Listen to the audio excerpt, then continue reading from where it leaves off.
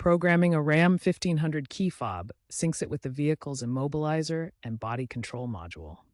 For keyed ignition models from pre-2019, follow these steps. First, ensure all doors are closed. Insert the key into the ignition.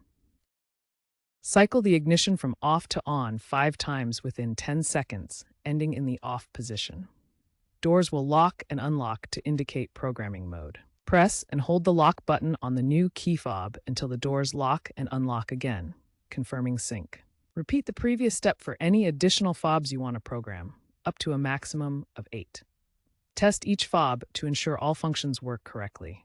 If programming fails, an OBD2 scan tool may be needed to clear error codes or diagnose BCM faults like P16A1. For newer RAM 1500 models with push-button start, enter programming mode. The procedure varies by software version. Some 2024 and later models auto-detect new fobs, skipping manual steps. With the vehicle off, press and hold the lock and unlock buttons on the new fob simultaneously for 4 to 10 seconds.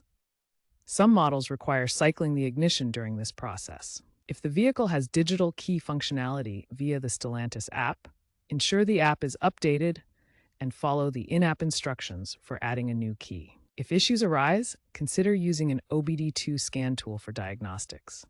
Security enhancements in newer models may require dealer-level tools for complex programming or to resolve Uconnect bugs. Be aware of potential recalls, such as NHTSA campaign number 24V-456 for 2020-2023 models that may require dealership reprogramming due to faulty fob receivers. While DIY programming is possible, security experts recommend dealer programming, especially for encrypted models, to avoid warranty issues and potential hacking risks.